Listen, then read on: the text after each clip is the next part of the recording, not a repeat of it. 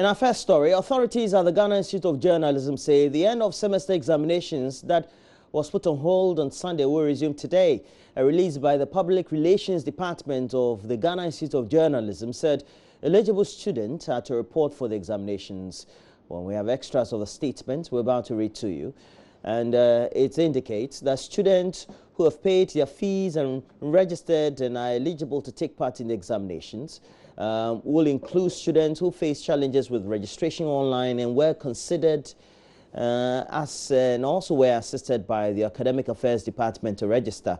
However, management is still eager to consider any student who paid the required fees by November 21 deadline and have been unable to register online for any other reasons. Like in most universities, students are required to pay fees and register at the beginning of the semester to be able to participate in lectures and examinations.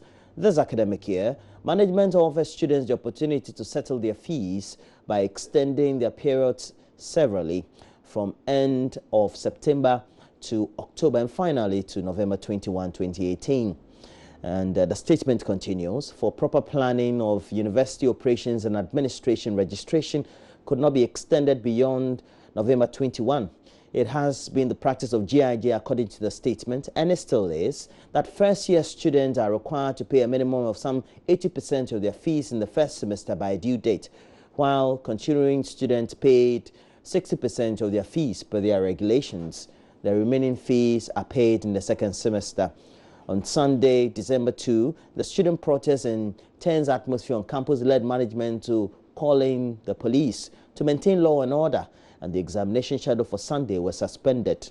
In conclusion, the statement said from Monday, December 3, the remaining examinations will come on as planned. Therefore, students who have paid their fees and are duly registered are required to take their examinations as scheduled on the examination timetable. The statement concludes, any registered student who is eligible to write the examination but fails to present him or herself for the examinations does so at his or her own risk. Signed by the Head of Public Affairs Office, Nana Ikwia Ajimang Bedu. And that's a statement, but we'll do a recap of the incident that led to the suspension.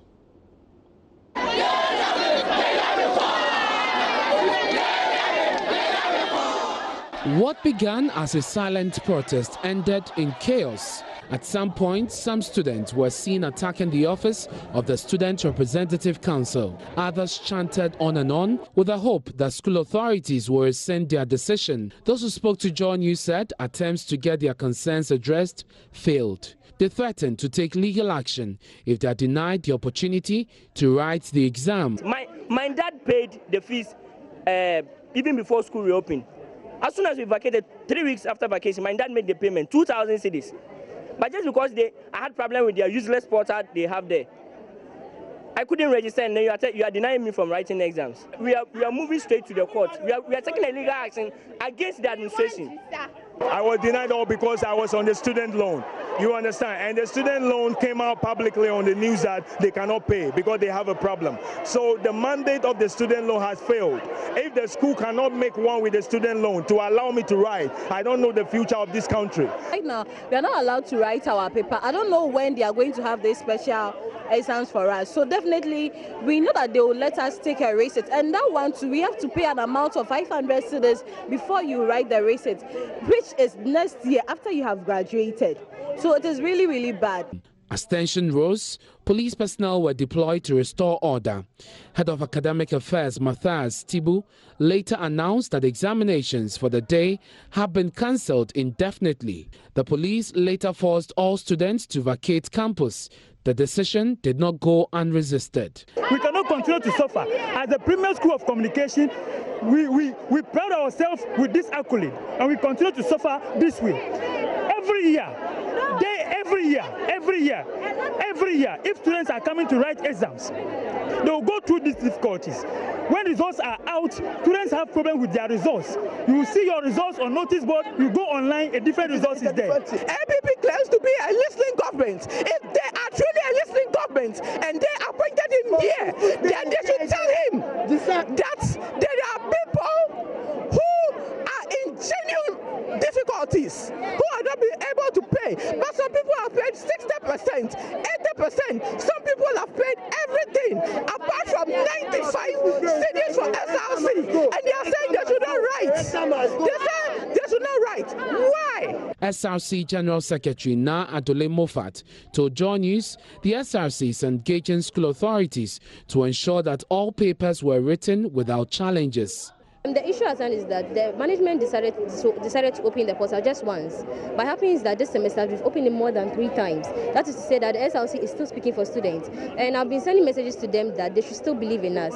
That of course we are here to fight for them, we are here to advocate for them, and that's what we are still doing. We've done that, but it seems some of them needed to show something to know, for the management to know that they are very serious about them getting the chance to write the exams. And we understand that. That is why we are with them, and we are going to get the issue managed. The papers that have been cancelled today, which is media management and PR and counseling, I'm assuring them that it should be rescheduled. The only thing they have to do is they should prepare that anytime they give to them to write their papers, they'll be available to write. And to those who are unable to write, we are going to advocate for them that the rest of the papers, at least they get a chance to write it. The protesters include diploma, undergraduate and postgraduate students. School authorities present at the time declined commenting. Kenneth Awachus reports for JoyNews.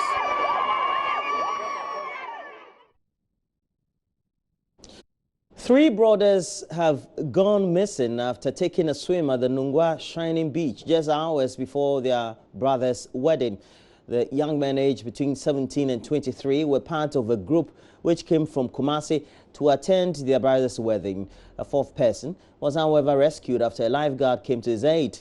In an interesting twist of events, though, the groom went ahead with the planned wedding. Salina Mampo has more in this report.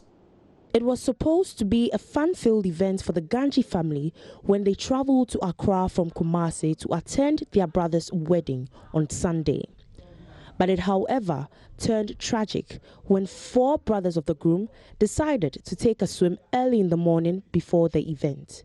3 of them, however, went missing shortly after jumping into the sea. 1 brother was, however, saved by a lifeguard.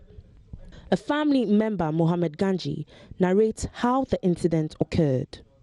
Yesterday, the guys from Kumasi and they came to Accra for marriage ceremony. And we slept together. This morning, they told us they are going to beach. They are going to beach to look. After that, we have a call that the guys, the sea take 3 guys among the guys, and we rushed to the sea there. It's true, the guy's gone. Now we didn't see any of them right now. Right now, I'm even confused. I don't know what to say. 19-year-old Ishmael, the lone survivor, tells JoyNews how he attempted to rescue one of his friends. He said,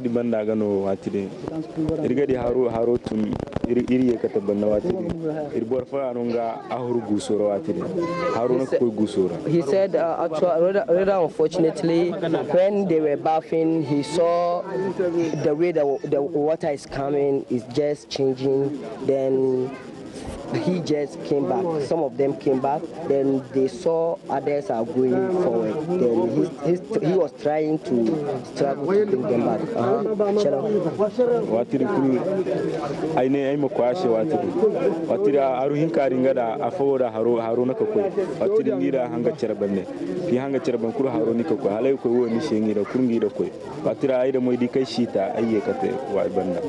Yeah, he said when he saw them going, the water was trying to take them, then he tried himself to save them. The other one, then the way the water is just wanted to take them together, then he leave them then. In a rather interesting twist of events, Mohammed said although his brothers have gone missing, which has thrown the family into a great state of confusion, the marriage ceremony would continue. The marriage ceremony, is it going to go on? The marriage ceremony is going on. It's going on, but inshallah. The lifeguard at the beach, Mohammed Baku, shares how many swimmers disregard safety precautions at the beach. But all the time we put, this is the red we put everywhere, we put the red flag red, because that place, which means to Krobi and there's hole. So they know you can't swim there. So that's why we put the red there. But the customers, if they come and swim, you can call them. They will know, they will go there. We can call them. If we say we will enter inside the sea, we will call them, the deserters. So that's why all the time we attack them from November to December. Almost about 6 people, they have died. The Ghana Police Service has commenced a search party for the 3 young men. Newly elected national chairman of the NDC, Samuel Ofosu-Ampofo, is promising that the party will run a decent campaign going into the 2020 elections. He is warning party members that they risk being sanctioned if they don't adhere to the party's plan for a decent campaign. Mr. Ofosu-Ampofo was speaking at a Thanksgiving service for the NDC following last month's Congress to elect new executives. Selina Mampo again. All clad in white and party colors, scores of party members and executives celebrated their national Thanksgiving service at the Church of Pentecost Nungwa in Accra. The service was to thank God for successful national executives elections.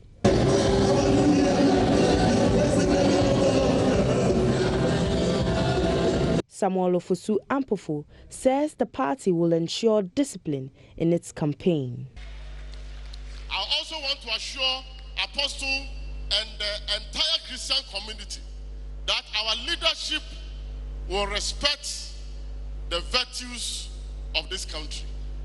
We will respect the culture of this country, and we will do clean politics without insult. I want to assure him. He assured that the party will reprimand anyone who does not observe the rules and regulations that will be laid out. And I will bring anybody who veers off this line to book, because we believe that we can do clean politics, send our message to the Ghanaian people, and the Ghanaian people will have confidence in our message and vote for us without insult, vilification, or any of those negative traits. The Thanksgiving service was under the theme, "Give thanks to the Lord, for he is good." Delivering his sermon, Head Pastor Apostle Alfred Kodria urged politicians to be good stewards of the nation's resources. God is love, God is this, God is that, merciful, compassionate. But that God will never overlook wrongdoing.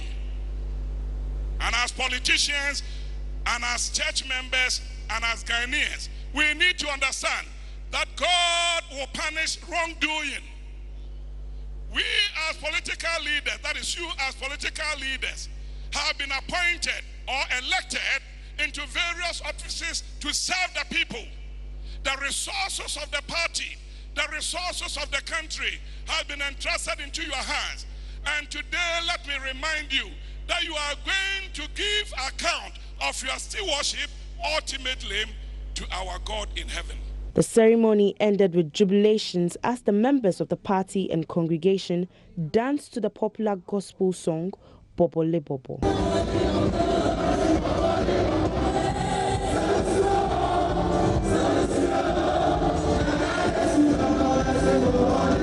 Selinam Ampo's reports, JoyNews.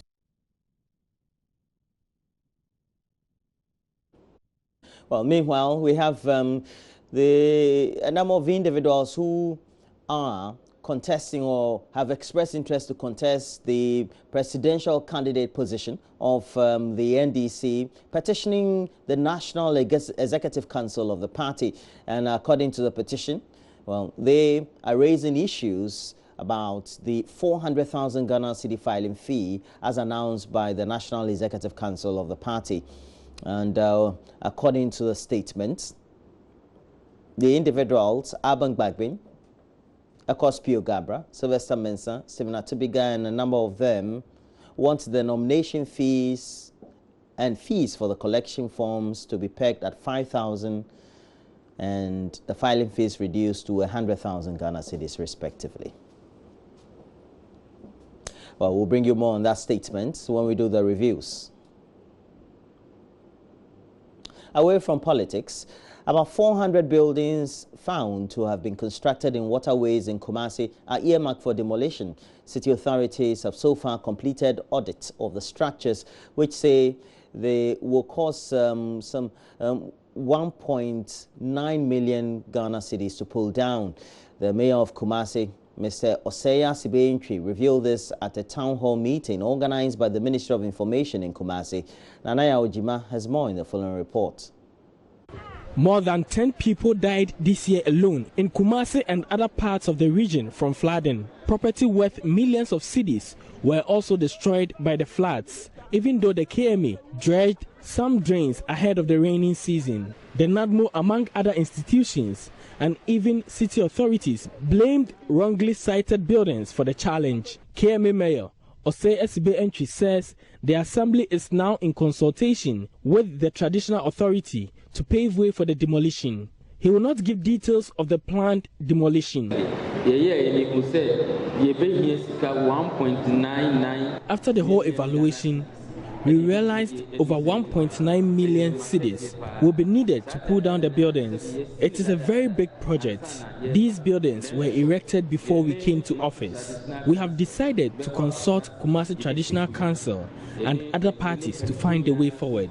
We have to rid the city of floods.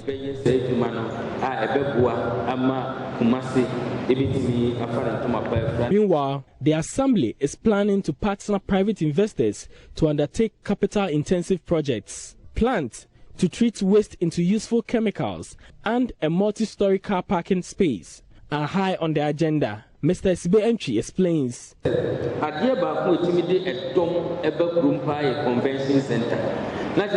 We will undertake different developmental and infrastructural projects. One of such facilities will be a convention center. This will bring a lot of people to the city, which will help boost the local economy. He pleads with the people of Kumasi to be law-abiding, especially traders on pavements. The indiscipline is too much. Selling on the pavement doesn't guarantee permanent source of income. It is also risky. This cannot continue. The excuse that there is no place to trade after the demolition of race course is untrue. We all know this. We all know that other markets were earmarked for them. Residents of Kumasi took turns to ask questions on development of the city. Nanaya Ojima reporting. Children and Social Protection Minister Cynthia Morrison has advised women's groups in the country to focus more on income-generating activities. Speaking of the launch of the Delta women's groups in Laura in the Upper West region, Mrs. Morrison said the only way they could alleviate poverty is to judiciously use monies given them. Well, correspondent Rafik Salam brings us more from Laura. According to the paramount chief of the Laura traditional area, Napo Welekabo III, over 78% of the working population of the Laura municipality is engaged in subsistence agriculture. Women form significant proportion of the farming population and play backstage roles in every stage of the agricultural value chain. They also ensure that the family is fed daily and also play diverse roles along their farming activities for the welfare of the whole community. Despite the security tax, Napo Welekabo said women in the area still remain trapped in the poverty web, strangling the paramountcy. With a goal to create employment opportunities and skills development for our women, is the boldest attempt ever made in the paramountcy to liberate women from the shackles of poverty and give them control over their lives and situations.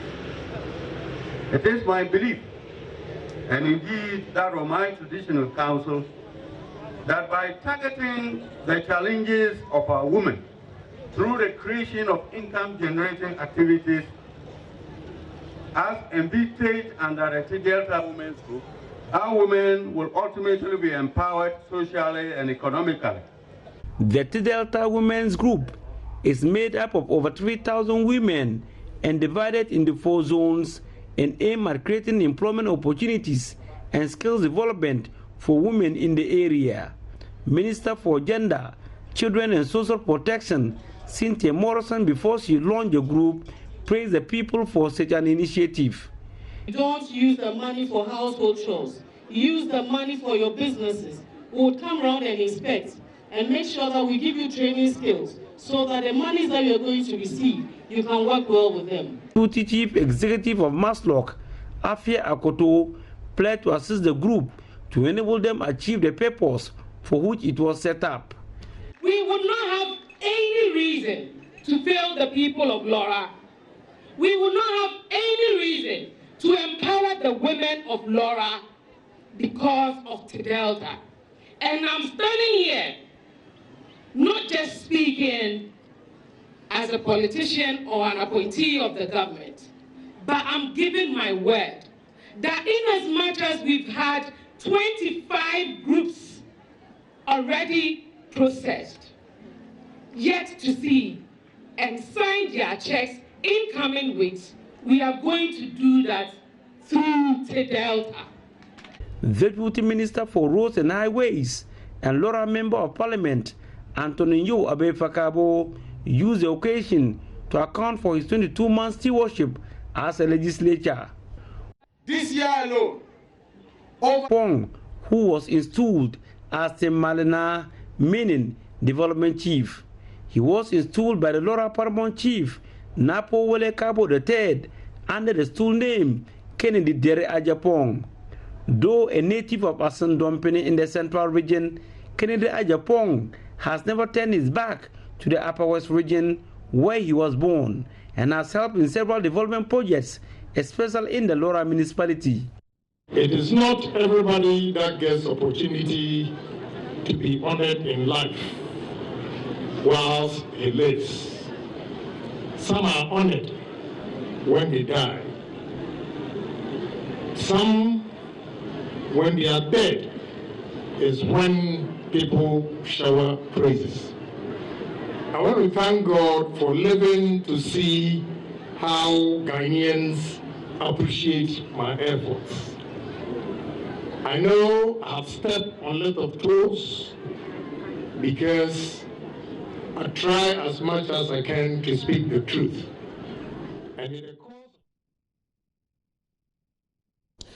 And that's it for the latest news roundup. We have more news. We'll review the newspapers, look at a number of the stories on the front and back pages of the newspapers, and look at the Africa page of the BBC. After that, we'll bring you the latest sports headlines with Benedict Owusu and the rest of his team. Please stay with us.